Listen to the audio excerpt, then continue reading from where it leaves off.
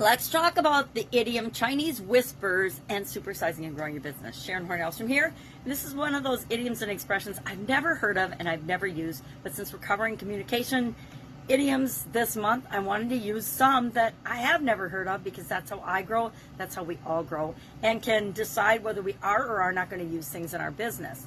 Now, I'm never using this one because this comes from the 1800s. I've actually never heard it. Maybe it's the circles I run in. This is actually, I think, a Japanese perfume, but it's a cute little perfume. It's probably not even Japanese.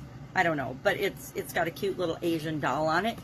A lot of the things that I've experienced in my life have been from Japan because my dad traveled to Japan when we were younger girls, and so did my sister, and my nephew lived in Japan for 3 years, and my son's been there, and my mom, and a lot of my family has been to Japan. Me not. I'd love to go there.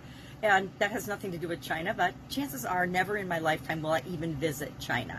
But China has a huge influence on our lives, all of our lives. How many of our manufactured goods, if you've got kids, you know almost every toy is made in China. There's so many things manufactured in China.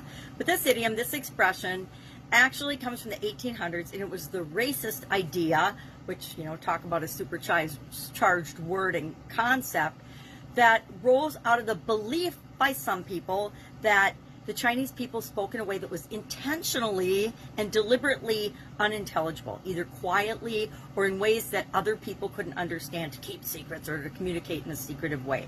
Now, no idea. I doubt that that's true. I think that some people are just more soft-spoken than others. But it came to be a belief among people that were racist or prejudiced against Chinese people.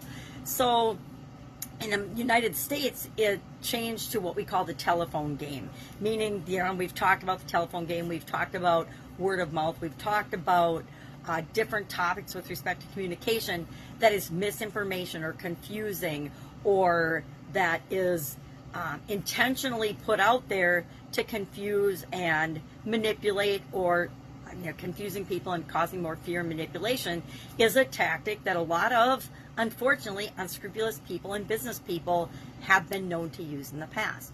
You know, but what they don't realize is a confused mind says no. If you're marketing and you want to create more buzz for your business, if you confuse people, they're just going to say no and stop to your business. People want less confusion, not more confusion. So, again, racism to me is misunderstanding or the desire to not understand people that are different than we are. And guess what?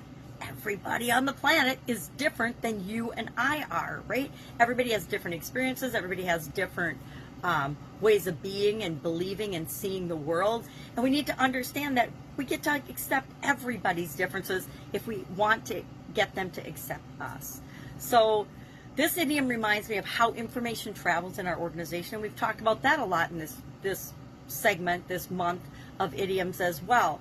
It can travel informally through the grapevine, which we have little or no control over, but we do have a lot of control over our culture and our formal ways of disseminating information in our business. And that's up for us to decide as we're growing and building our business, how the formal means of information, how our culture is going to interact with information, how we're going to treat one another, because that's what racism is all about, how we treat other people, and not based on any physical attributes they have, but by who they are as human beings. So love to know your experience. Have you heard of this idiom? I've never heard of this idiom or expression, and I guess I'm glad to say I haven't, but I can guarantee I will never use it beyond sharing it in this segment. Love to know your experience with it, if you have heard it or if you've experienced it.